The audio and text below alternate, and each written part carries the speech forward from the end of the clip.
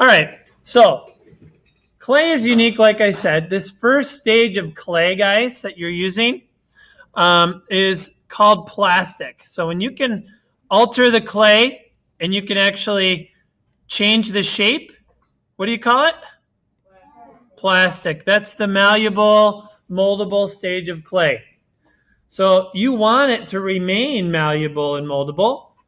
In order to do that, we're going to have to store our pieces in a cabinet that's airtight. We'll talk about that in a minute. One method of clay is very, very basic, and it's a good one, and that's the pinch method. And that, like for example, to make a pinch pot, all I do is take a piece of this nice plastic clay, and I'm going to roll it into a ball. Then I'm going to take my thumb and push it into the clay. And now you can see I can hold it such that I can, what? Pinch it. Right. And as I pinch, I'm going to also turn the clay, and I'm working my thumb and finger around the whole perimeter of the clay, trying to get even pressure. That's the key. And you can see I've made a very basic pot. Okay. Now to refine this, I'd want to continue that process. The key here with making a pinch or a pinch pot is to try to get an even thickness. Most students make the mistake of making the lip of the pot too thin and the bottom too thick. Now, how could I incorporate this into a sculpture? Many, many different ways, right? I could take two of these and put them together. I could take this one and lay it on its side and collapse it part way. You know, there's any myriad of choices with a pinch method. So that's the first idea, first method. So the first stage of clay is what now? Plastic. This technique I just showed you is? Okay. Now I'm going to show you the next method here. Again, I'm going to pinch off a bit of clay. And first I'm going to roll it into sort of a fat coil, almost like a sausage kind of shape. And now I'm going to roll it out. Now you'll notice I'm working directly on my desk. You, however, should not. You should work on a clay board, which I'll get out in a minute. But I'm going to begin to roll the clay. Now what you'll notice, the clay has a tendency to want to flatten out like this so that it's not nice and round. So I have to adjust the pressure so that I'm getting even pressure across this whole rolling surface.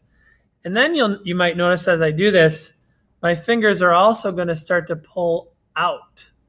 So they begin together, but then they slowly come apart.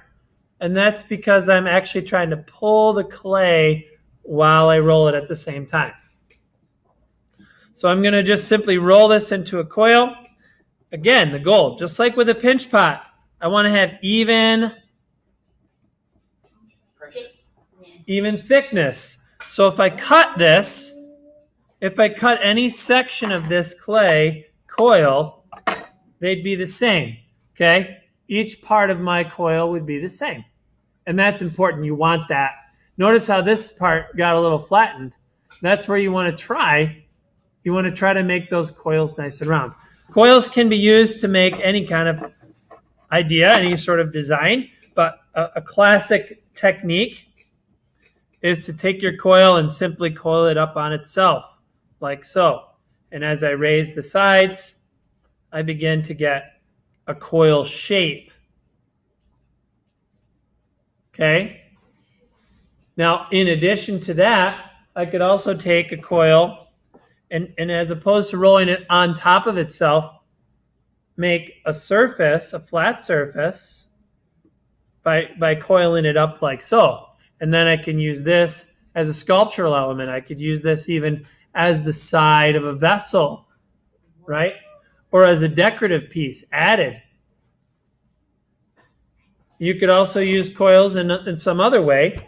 You know, maybe you attach them to create some other sort of decorative element. Okay, so that method is called what now?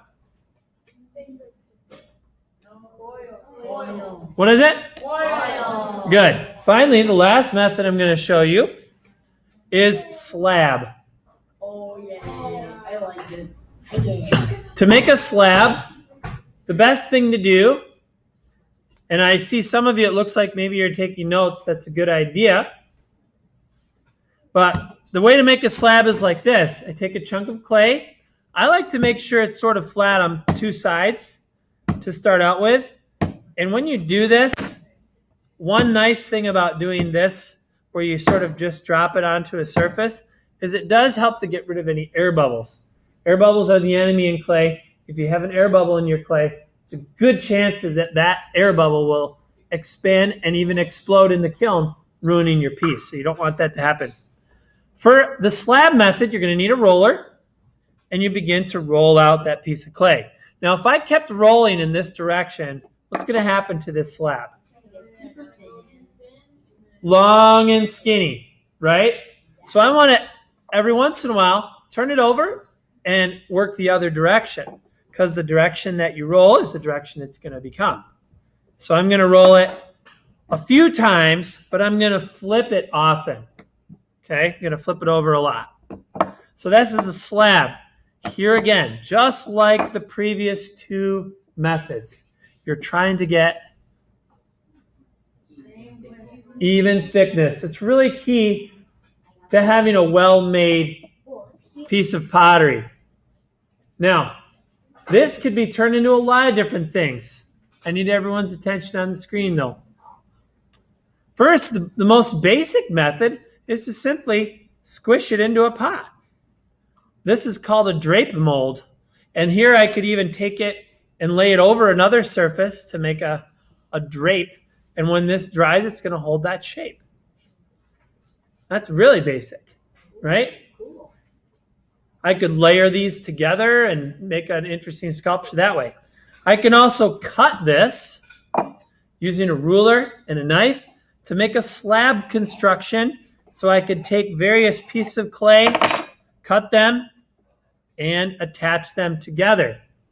So I could take these two pieces and attach them. If I'm going to attach two pieces of clay, what do I have to do? I see a lot of hands. Good. Score and slip. That means where the two surfaces touch, I have to rough up that surface.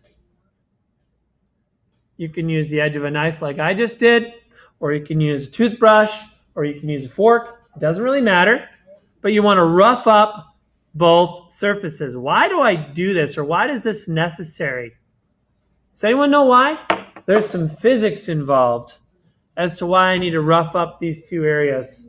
You know why? Go ahead. Because if you just have it together, it's harder to keep it together. It's harder to stick.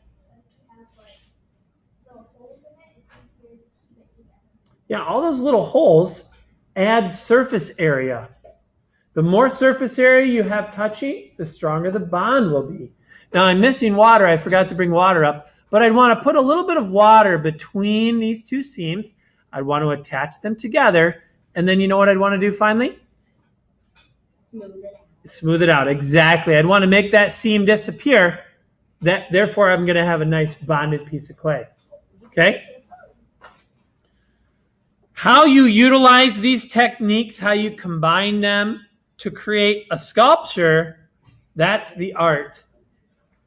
This is the part you're going to need to determine. But I want to see in your piece all three techniques being used.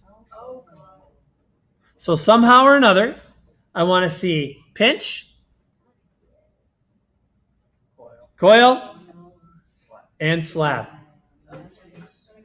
Lots of things you can do from here. I can draw on the clay. I can press into the clay. I can write on it. There's no limit other than your imagination. Okay?